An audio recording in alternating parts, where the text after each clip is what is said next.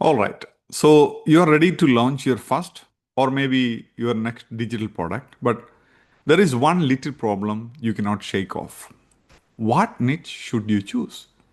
It is like standing in front of the Netflix home screen, you scroll for 30 minutes thinking this one looks good. Then 2 minutes in, you are second guessing everything and wondering if you should just go back to whatever random show you always default to. If that sounds familiar, you are not alone. Finding your niche can feel worldly harder than building the actual product itself. But the good news today, we are gonna break it down together in a super simple, real world way. No meditation on mountaintop. No 57 question niche quizzes. No waiting for some magical aha moment. Hey, I'm Sajan, and on this channel, I help aspiring entrepreneurs like you launch their digital products, coaching service, and consulting offers online without getting stuck for months in overthinking mode. So, if you have been feeling stuck, confused, or just tired of watching endless videos without real clarity, stick around. In the next few minutes, we are going to figure this thing out once and for all. So, let's dive in. Step number one, start with what you know and enjoy. So, let's start right at ground zero.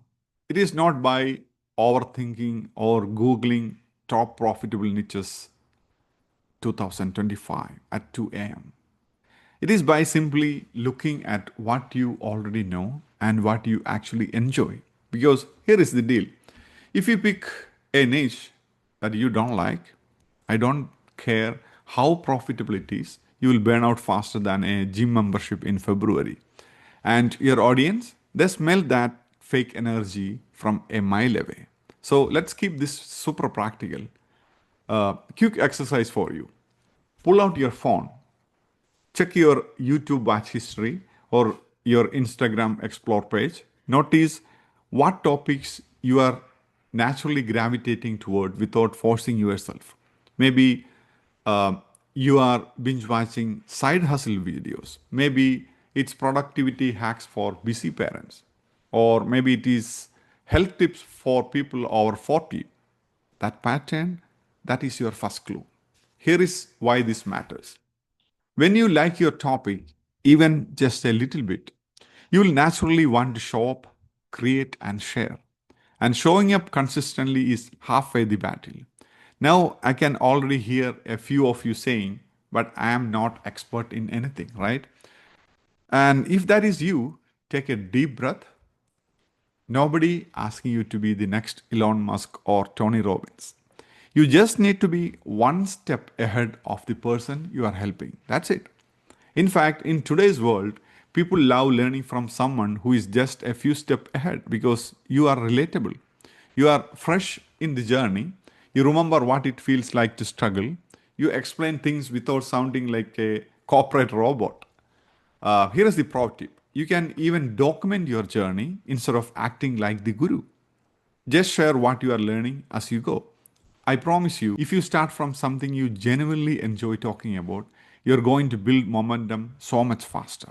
So instead of overthinking it today, just ask yourself, what do I love learning about even when nobody is paying me? Okay. What do I rant about to my friends or family even they didn't ask for it? What problem am I obsessed with solving for myself or others? Find that, and you are already halfway to your niche. That was step number one. And step number two, validate before you marry your niche.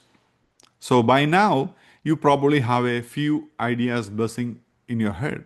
Maybe it is coaching for busy moms. Maybe it is launching a productivity course. Maybe it is teaching small business owners how to use AI. Whatever it is, you are feeling a little spark, and that is good. But before you put a ring on that each idea and start dreaming of your six-figure launch party, we need to make sure that the market actually cares. Because passion is beautiful, but passion without validation, that is called a hobby. And hobbies are awesome, but they usually don't pay the bills, right? So, how do you validate your niche without spending weeks doing market research? Easy. Here is my quick 10 minutes validation test. Step number one, go to Amazon, search for books around your topic. Step number two, go to Udemy, look at online courses around your topic. And step number three, check Facebook groups, Reddit communities, even Quora questions. If you find best selling books, paid courses, and active discussions where people are asking questions and looking for solutions, congratulations. You have found that real humans want help in that area. But if all you see are free memes, abandoned Facebook groups, and people casually chatting like it's a hobby club, maybe pump the brakes a little. Mini story time. A while back, I was helping someone who was super excited about launching a course around handwriting improvement. You know, helping people improve their cursive, make their handwriting look beautiful again. Now, it was a cool idea and it came from a genuine passion because handwriting was something they passionately loved. But when we checked the market, barely we found any best-selling books around handwriting for adults. Very few active communities and almost nobody looking for paid programs to improve it. So here is what that showed. Just because something is meaningful to you doesn't automatically mean it is marketable. Compare to compare that to say launching a product on how to start a freelance writing business. Huge demand, ton of buyers, real urgency. So it is not about whether your idea is good or bad. It is about whether there is energy, money, and desire in that space. And that's what we are looking for. Validation saves you from investing months building a bridge to an island nobody is trying to reach. That was step number two. And step number three, niche down to stand out. So now you have got a topic you enjoy and you have validated that there is real demand. Awesome. But there is one more tap a lot of beginners fail into, being too broad. Here is the thing. If your niche is too general, you blend in with everyone else who is trying to help everyone with everything. Example, um, I help people start an online business. Sounds kind of vague, right? Versus I help busy 9 to 5 employees launch their first coaching program while working full time. See the difference? One is forgettable. The other instantly feel like, oh wow, that is for me. Let me give a simple framework to niche down quickly. Ask yourself these three questions. Who exactly do you want to help? Okay. What specific problem are you solving? What transformation they will get? Okay. Here is how that might sound. I help new freelancers land their first paying client. That is a wonderful offer. Or I help women over 40 lose stubborn belly fat without crazy diets. Okay. Or I help busy dads build side hustles that don't take away family time.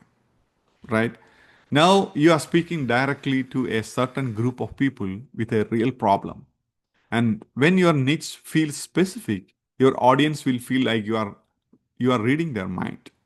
So if your channel feels like a Walmart, aisles of random stuff, you're gonna confuse people.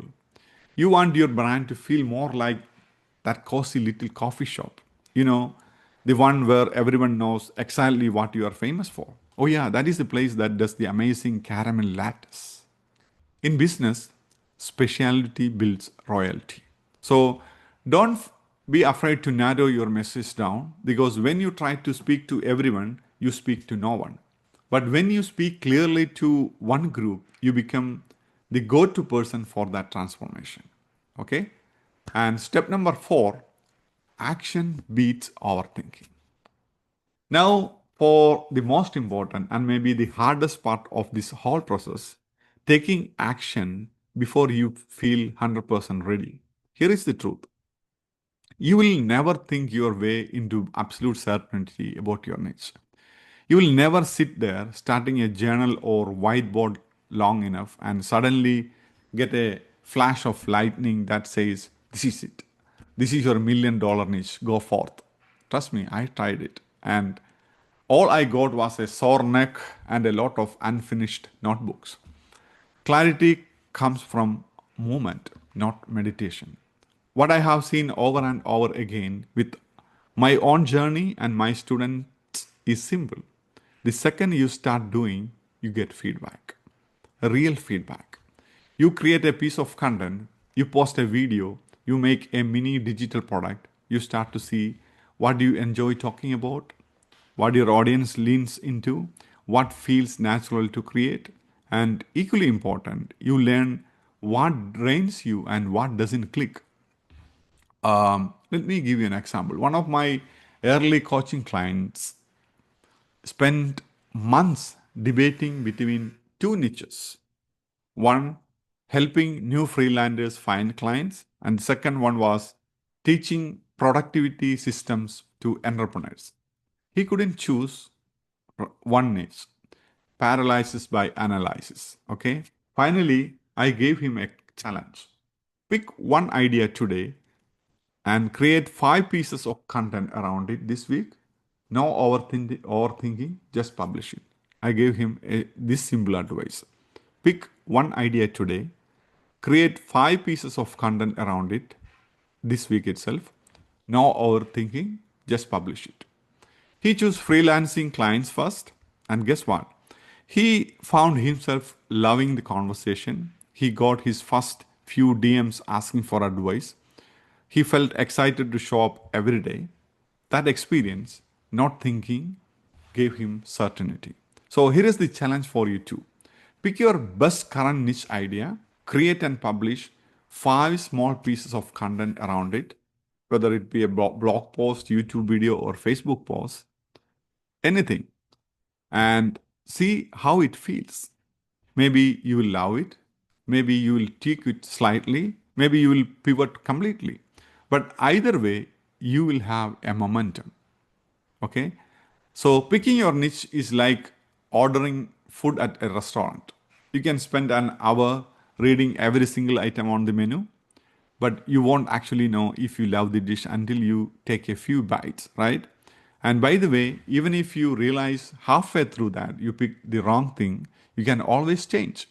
You are not locked into your first niche forever, like a bad tattoo decision, right? We are building business here, not present sentences. So stop waiting for 100% clarity. Pick, start, adjust later if needed. Action will show you the path that thinking never will. All right. Let's zoom out and land this plane. If you have been stuck choosing your niche, feeling like you are spinning your wheels, just know this: you are not behind, you are not broken, you are not missing some secret chosen one DNA, right? You are just early in the journey. And honestly, that is a beautiful place to be. Here is your new plan moving ahead. Start with what you are naturally curious or excited about. Validate that people are already spending money solving problem in that area. Niche down clearly. Help a specific person solve a specific problem. And most importantly, take action before you feel ready. If you do that, you will learn faster, grow faster, and succeed way faster than most people who stay stuck planning forever. Remember, clarity doesn't come from thinking, it comes from moving. And your future clients, the ones waiting for your course or your coaching or your digital product, they don't need you to be perfect. They just need you to show up. So let's make a deal. No more waiting, no more second guessing. Pick your niche, start creating, adjust as you go. If you have a friend who has been stuck overthinking their niche too, be a good friend. Share this video with them, because sometimes one small nudge is all someone needs to change their whole life. Thanks for hanging out with me today. You have got this. See you in the next one.